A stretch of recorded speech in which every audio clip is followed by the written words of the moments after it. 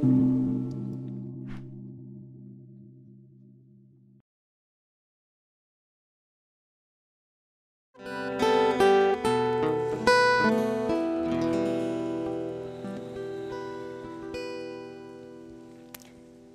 traversé l'Atlantique avec mon chum, puis mon petit garçon de 6 ans, qui nous écoute juste là, bien sagement, jusqu'à sa maman qui passe en dernier.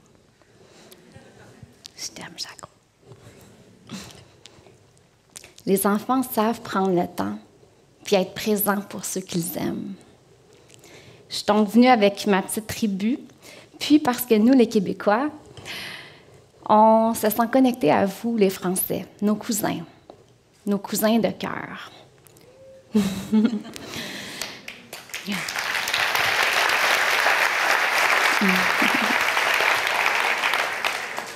Puis, parce qu'avec Aurélie, la fondatrice de Regards croisés, on partage les mêmes valeurs d'épanouissement et de bonheur au travail. Celle d'un entrepreneuriat en quête de décroissance et de sobriété économique. Celle d'action favorisant la richesse des échanges humains. Celle de faire émerger une nouvelle vision du monde où le pouvoir n'est pas concentré en quelques mains, mais où tout est interconnecté, où chaque homme est plus libre, plus autonome. Celle d'allier ce qu'on fait à qui l'on est, à nos valeurs, à nos aspirations profondes. De travailler dans ce sens-là, ça n'a pas de prix. Pour moi et pour mon entreprise, les profits, les humains et la planète sont sur le même niveau d'importance. Un peu comme un triangle qui se doit d'être en équilibre pour bien prendre soin du vivant. Pastel Fluo, la plateforme que j'ai créée, est un concentré collectif d'humanisme et d'humanité. Nos productions documentaires portent l'espoir, l'amour, la paix et la gratitude. C'est l'essence de tous nos films. J'ai besoin de me sentir appartenir à un collectif qui œuvre pour le bien commun, qui œuvre avec la force de l'intelligence collective, c'est-à-dire à plusieurs, où c'est la diversité et l'unicité de chacun d'entre nous qui enrichit l'ensemble. Me sentir une dans un tout, me sentir vivante. C'est vital de se sentir en vie. La mort renvoie à la vie, au moment présent. Nous, les sociétés occidentales, on n'ose pas tellement entrer en contact avec la mort. On en a peur. On ne veut pas savoir que ça existe. On ne veut pas savoir qu'on va mourir, ni que ceux qu'on aime vont un jour partir. Mais de sentir, d'apprivoiser, d'accepter la mort, ça donne plus de force à sa propre vie. À mon sens, notre fragilité, c'est de ne pas sentir la vie dans la vie. Notre force, notre guide du vivant, la mort. Oui, la mort est source de vie. C'est pas une théorie, c'est du vécu.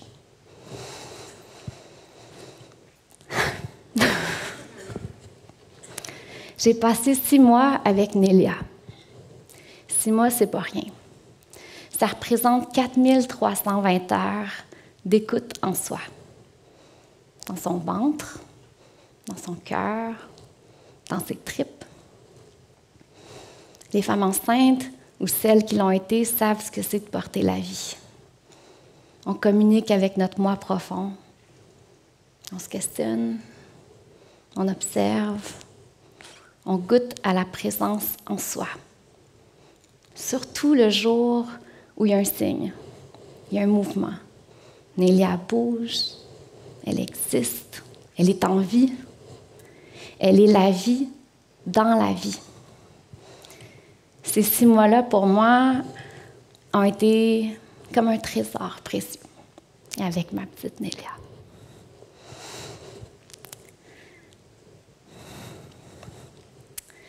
Un jour, j'avais un mauvais feeling. Je me suis rendue à l'hôpital. À l'échographie, j'ai pas vu l'image. J'ai vu la gorge nouée du médecin. J'ai senti son courage pour m'annoncer « Je suis désolée, le cœur de votre bébé s'est arrêté. »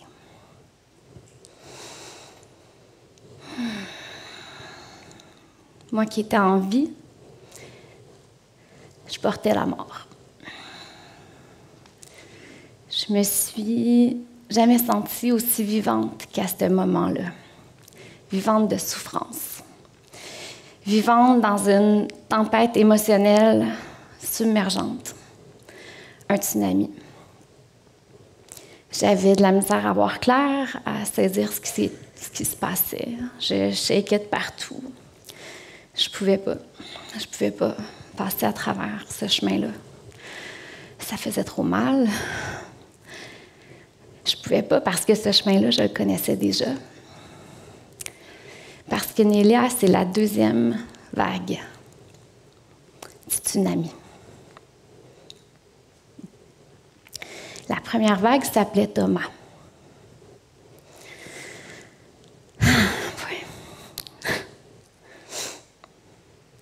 Flashback, 2 ans plus tôt, j'étais productrice au Québec dans l'univers de la télé et de la publicité. J'avais une carrière stimulante, florissante. 2 ans plus tôt, j'étais une working girl. Puis je ne me voyais pas vivre autrement qu'à grande vitesse. J'enchaînais les projets avec enthousiasme. Parfois, j'avais un écho très lointain qui me disait que je n'étais pas exactement à l'endroit que j'étais censée être. Joanie, tu es dans le faire en solo, pas dans l'être en collectif. Thomas, il est né fragile. Trop fragile pour notre monde. Puis, il nous a quittés, comme ma vie d'avant, à grande vitesse. 4 jours seulement après qu'on se soit rencontrés.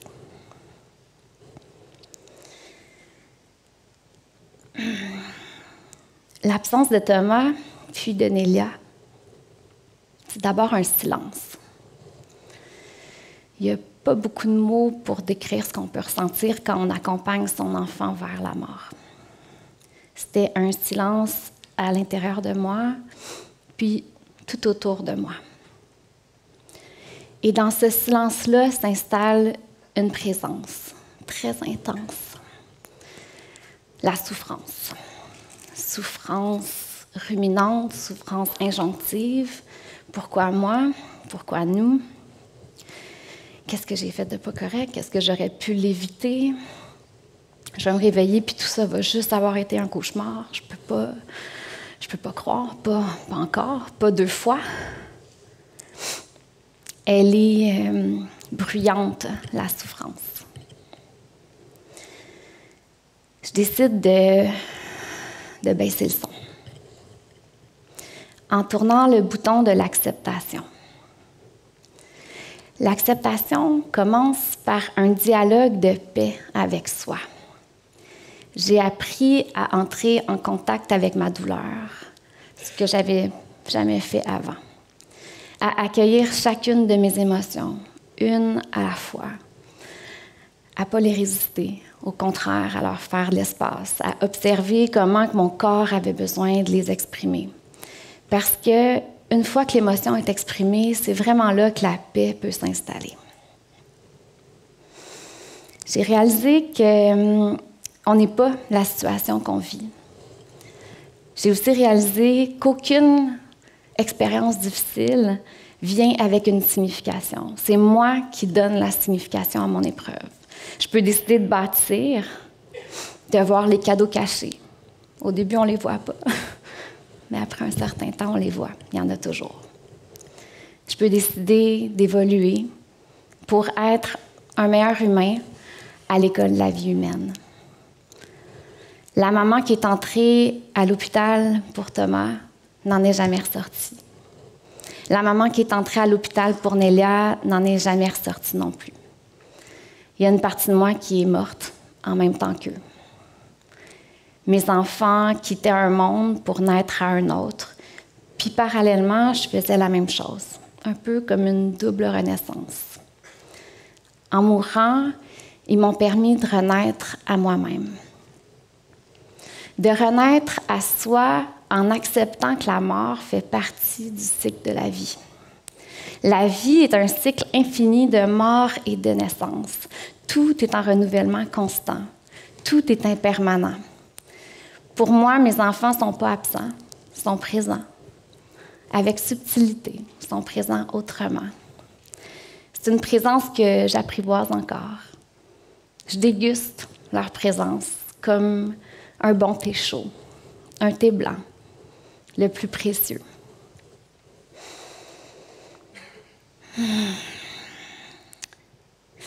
Victor Hugo a déjà dit « Tu n'es plus là où tu étais, mais tu es partout là où je suis. » Ben pour moi, c'est exactement ça. Mes enfants m'accompagnent, ils me guident. Thomas m'a amené à ralentir, à créer du sens dans ma vie, à me réaligner avec mon essence profonde, avec mes valeurs. Puis Nélia, elle, est venue déposer beaucoup de douceur, douceur envers moi, douceur envers les autres, douceur envers mes projets. Elle a insufflé de la paix, du calme, du silence et de l'espace. Ils sont mes deux petits anges gardiens du sens de ma vie. En côtoyant la mort, c'est comme si ça m'a donné une urgence de vivre. Une urgence de vivre la vie que j'avais envie de vivre. Je suis en vie. Vous êtes en vie. Puis une des choses qui me fait sentir vivante, c'est la transmission.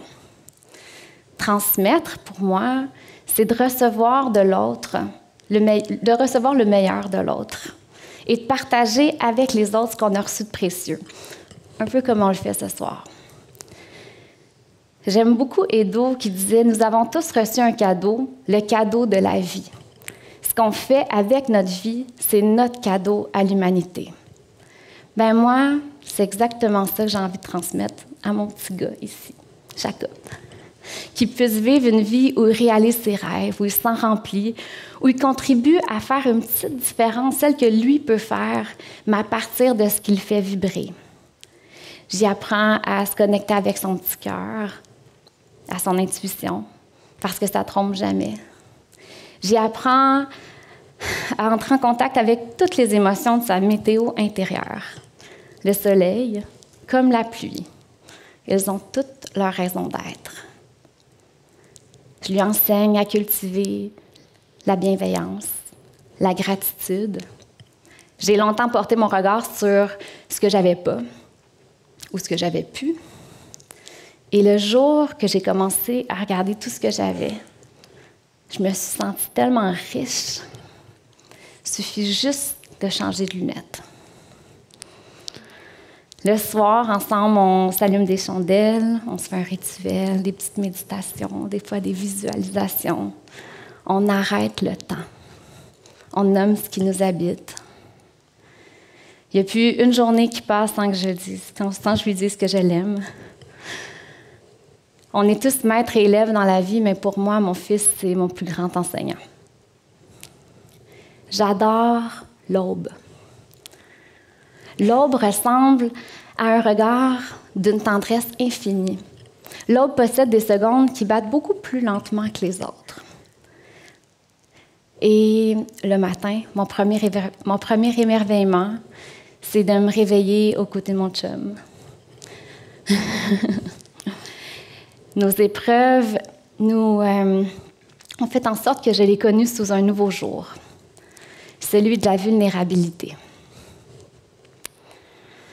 La vulnérabilité d'un homme est d'une immense beauté.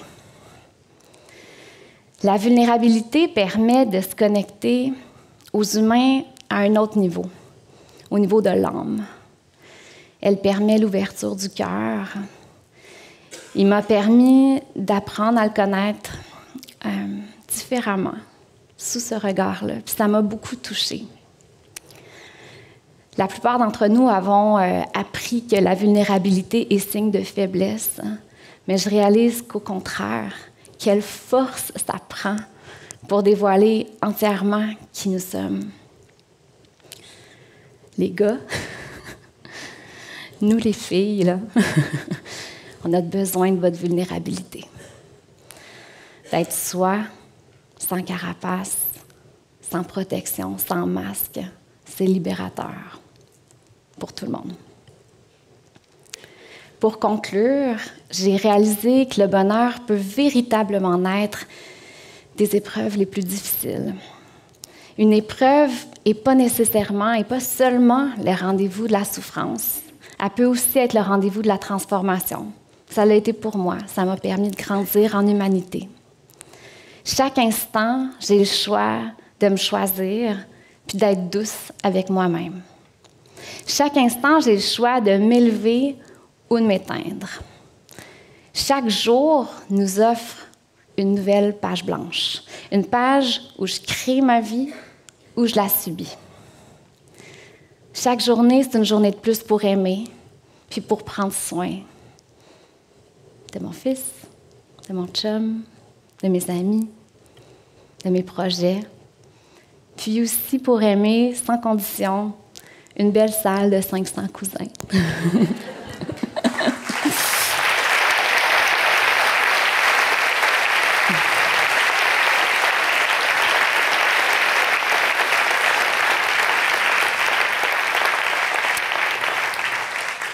Donc, recevez un élixir d'amour de Montréal.